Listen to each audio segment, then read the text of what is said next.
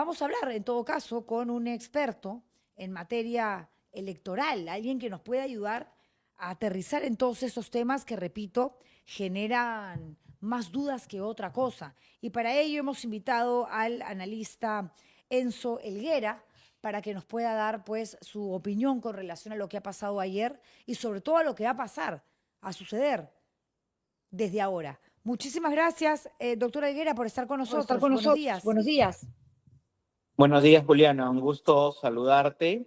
En virtud de los hechos, ha movido mucho el panorama político, sobre todo porque evidentemente la opinión pública, los políticos en sí estaban esperando de que este anuncio sea exactamente el último día de las elecciones, como tradicionalmente se hacían, pero también recuerdo que estos anuncios eran sometidos a la crítica de por qué el presidente siempre espera el último momento para convocar elecciones, ¿correcto? Entonces, eso se hacía antes, ¿no? Ahora, algunos congresistas empezaron a ensayar la crítica de por qué lo hace antes, ¿no? Un poco para situar el contexto.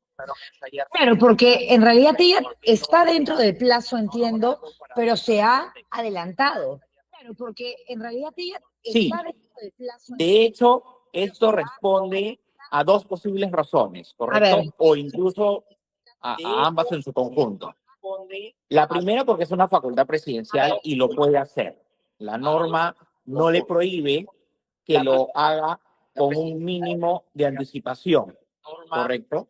Entonces, esto hace que ella tenga en general no solamente esa facultad, sino también lo puede hacer por una estrategia política, ¿correcto? Porque con eso también le corta paso a cualquier intento de vacancia que en su momento algún grupo no ha querido también aprovechar, como ya se vacó a Santibáñez, entonces de repente vamos a hacer el intento nuevamente de promover una vacancia contra la presidenta.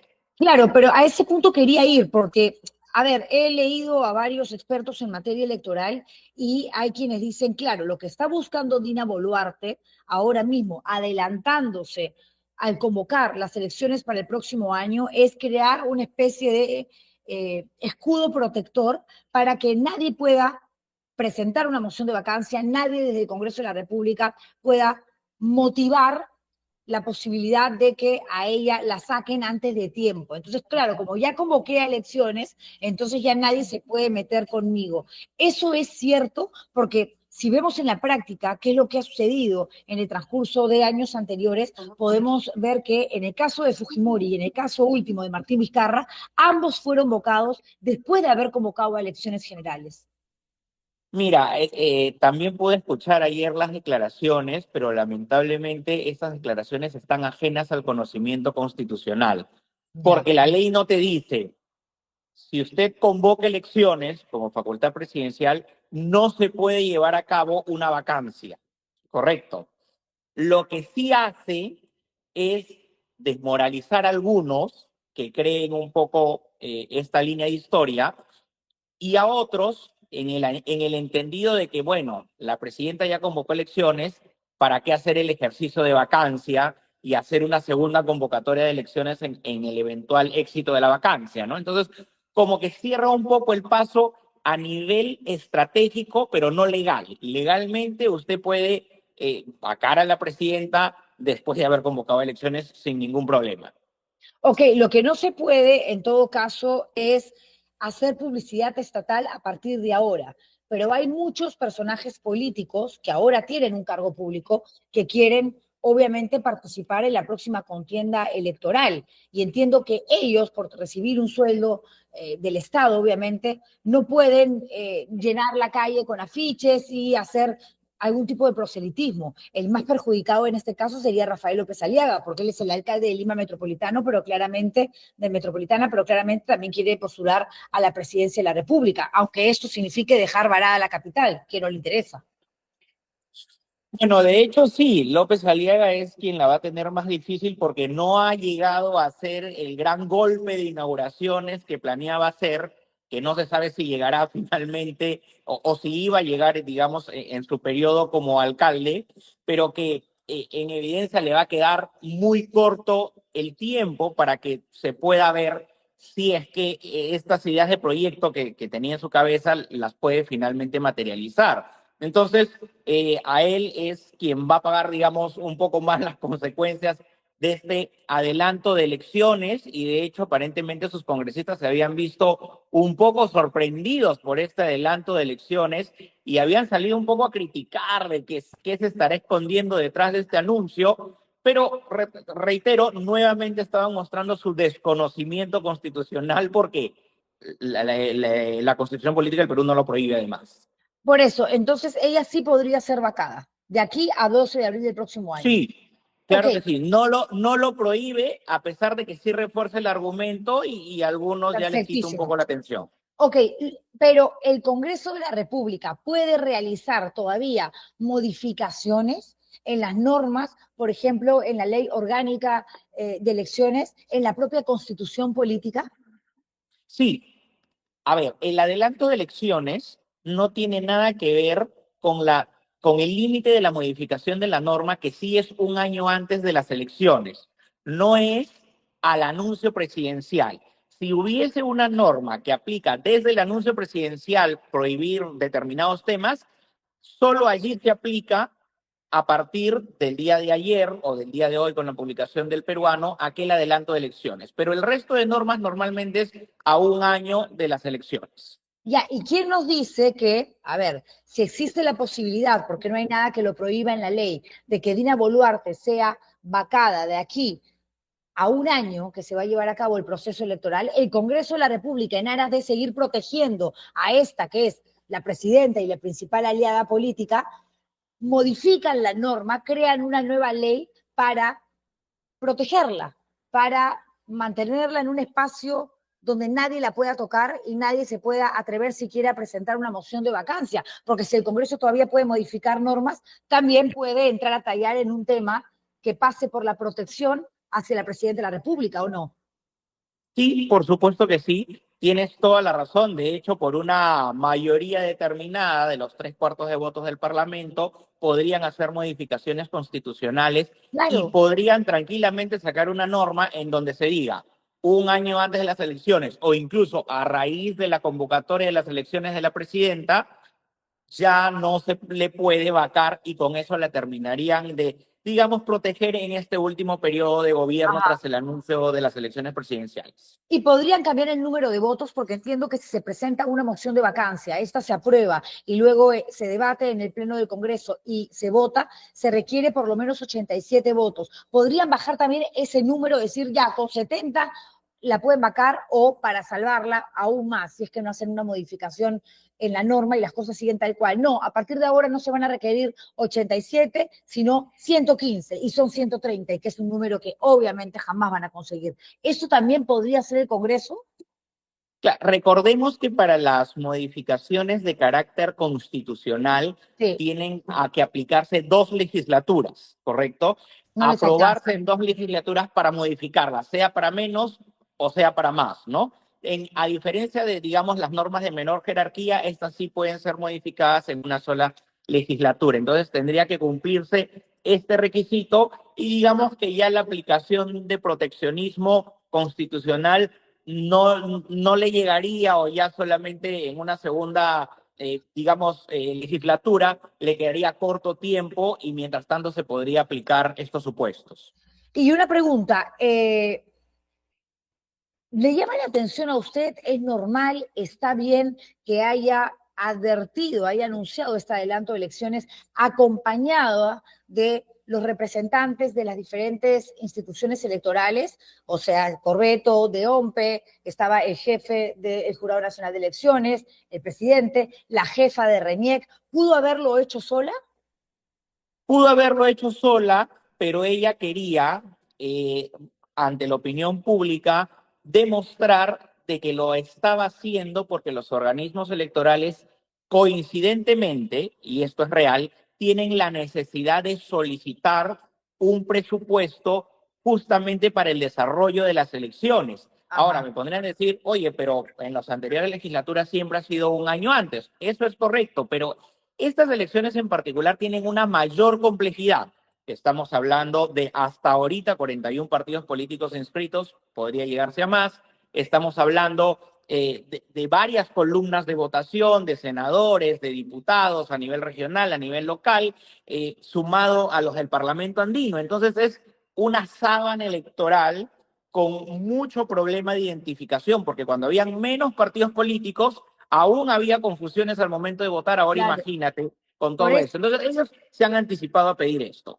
Pero claro, además ni siquiera van a ser 2 hojas, ¿no? Para que la gente tenga la posibilidad de visibilizar mejor las alternativas, porque ya además se ha advertido, son 41 partidos inscritos, pero todavía hay 30 que tienen plazo hasta abril para poder inscribirse. Por lo menos 50 van a haber partidos políticos. Y como ahora se va a elegir presidente con su lista, ¿no? Vicepresidentes y demás, pero dentro del Congreso, diputados y senadores, van a ser 10.000 candidatos. ¿Cómo vamos a reconocer toda esa oferta electoral en una cédula que va a tener una sola hoja, porque así lo decidió la Comisión de Constitución presidida por Rospigliosi en el Congreso de la República? Es una locura.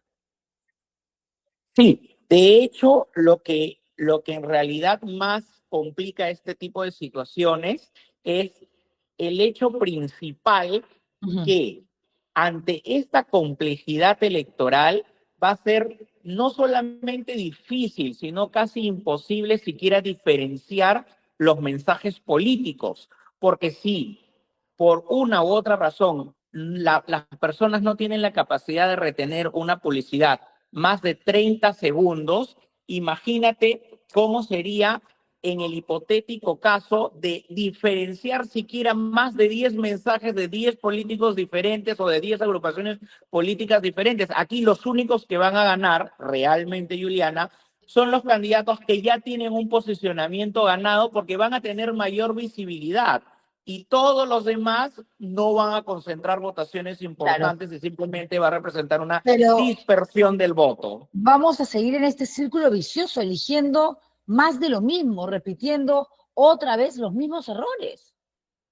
Sí, de hecho, esta reforma electoral realmente lo que ha traído es empeorar las cosas, porque lejos de la visión de los organismos electorales históricamente, que era acortar la cantidad de partidos políticos, porque tú no puedes tener una gobernabilidad poniendo a una gran cantidad de instituciones de acuerdo, sino a menos instituciones, y esto ha hecho todo lo contrario, ¿no? Cualquiera puede inscribir a un partido político, la proliferación de candidatos sumada a la bicameralidad, y esto en realidad va a ser un arroz con mango porque, por Dios, ni siquiera quienes estamos entendidos en la cosa política mentalmente vamos a tener la agilidad para diferenciar 30 o 40 mensajes de 40 partidos No, diferentes. además no va a alcanzar el tiempo y tampoco las plataformas para que los diferentes candidatos, los no conocidos sobre todo, puedan exponer sus ideas. Varios que de pronto tienen buena intención, tienen conocimiento y es gente decente, que podrían darle un nuevo aire a la clase política, no van a tener vitrinas. Y eso que ahora hay muchos programas digitales como este, los periodistas más independientes nos hemos pasado al mundo del streaming, ¿no? De los programas vía internet. Pero claro, la gente se va a volver loca porque no te va a alcanzar ni siquiera la vida de acá al próximo año para conocer todo lo que ofrecen esos 10.000 postulantes. Son 10.000.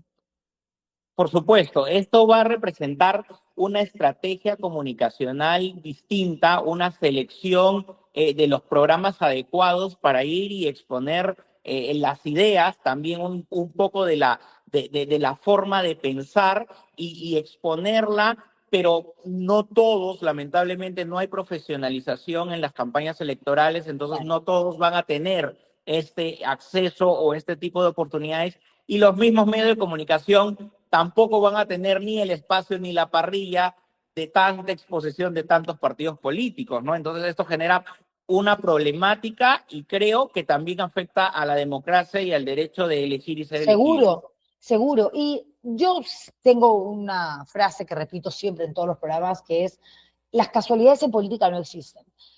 Yo creo que aquí estamos frente a dos escenarios con respecto a la presidenta actual, ¿no? A Dina Boluarte.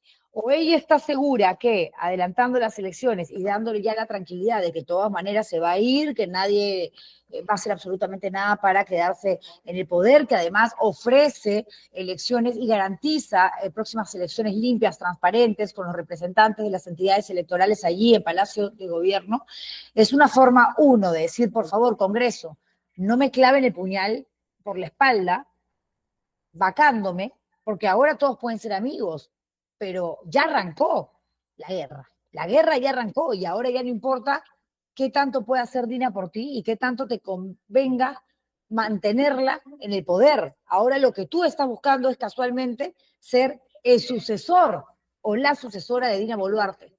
Entonces, ahora mismo pueden aparecer todos esos traidores que hasta ayer han sido aliados y vacarla sin ningún problema. Sí, eso es correcto, pero hay otro cálculo. Si bien es cierto, ya muchos van a empezar a criticarla desde la orilla, o se van a colocar en la orilla del frente para diferenciarse y decir que no apoyan a este gobierno y aprovechar su oportunismo político, también es cierto que hay un segundo cálculo. Por ejemplo, si la vacaran en este momento, y eso es lo que estratégicamente Dina Boluarte ha querido ganar, es si se le va que en este momento está obligado, ¿no? El nuevo presidente que asumiría por parte de la mesa directiva Es quien preside el aduana. Parlamento. Así es, a convocar elecciones a la brevedad. No le pone límites, pero sería presidente un mes, 2 meses, no más tiempo, y tendría que convocar elecciones por un periodo complementario de solo unos meses. Correcto. Claro. Entonces, en esa estrategia de conveniencias, a los partidos políticos No que les sí quieren conviene. llegar a la presidencia no les va a convenir porque va a ser muy poco tiempo y muy probablemente no puedan alcanzar a la Claro. reelección porque ese periodo no les va a alcanzar necesariamente para visibilizar sus políticas de gobierno. Entonces, hay también ese cálculo, pero no quiere decir que no la van a criticar y que no la van a golpear y que no va a estar Claro, rondando es o que lógico. no puede estar rondando la amenaza de vacancia.